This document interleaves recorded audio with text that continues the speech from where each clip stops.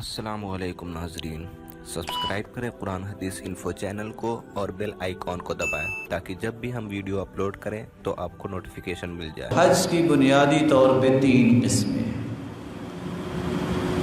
حج تمتع، حج قران، حج افراد۔ حج تمتع کا معنی یہ ہوتا ہے، تمتع کا مطلب ہے فائدہ لینا۔ آپ شوال، ذی القعدہ یا ذی الحجہ کے پہلے 10 دن یہی دن ہیں جن میں حج کا احرام باندھا جاتا ہے۔ آپ جس وقت بھی احرام باندھ کے جاتے ہیں تو آپ سب سے پہلے عمرہ کرتے ہیں اور عمرہ کرنے کے بعد احرام کھول دیتے ہیں 8 ذی الحجہ تک۔ اس کو کہتے ہیں یہ حج تمتع ہے اور اس میں قربانی بھی کرنی ہوتی ہے۔ حج قران کا معنی یہ ہے کہ آپ نے احرام باندھا ہے، اکیلے عمرے کا نہیں، عمرے اور حج دونوں کا احرام باندھا ہے۔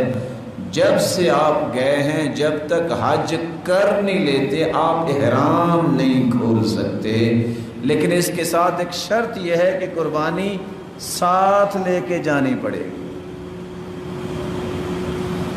حج افراد یہ ہے کہ آپ صرف حج کا احرام باندھیں گے، اس میں عمرہ نہیں ہوتا اور نہ اس میں قربانی ہوتی ہے۔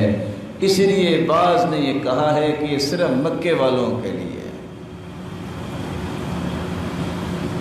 حدیث کے الفاظ ہیں: من اراد منکم ان یحل بحج وعمرہ فلیفعل، جو چاہتا ہے حج اور عمرے دونوں کا احرام باندھے وہ دونوں کی نیت کر لے۔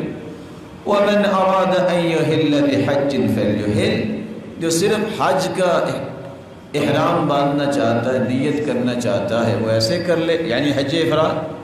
ومن اراد ان یحل بعمرۃ فلیحل، جو اکیلے عمرے کا احرام باندھتا ہے یا نیت کرتا ہے یعنی حج تمتع کا تو ویسے کر لے۔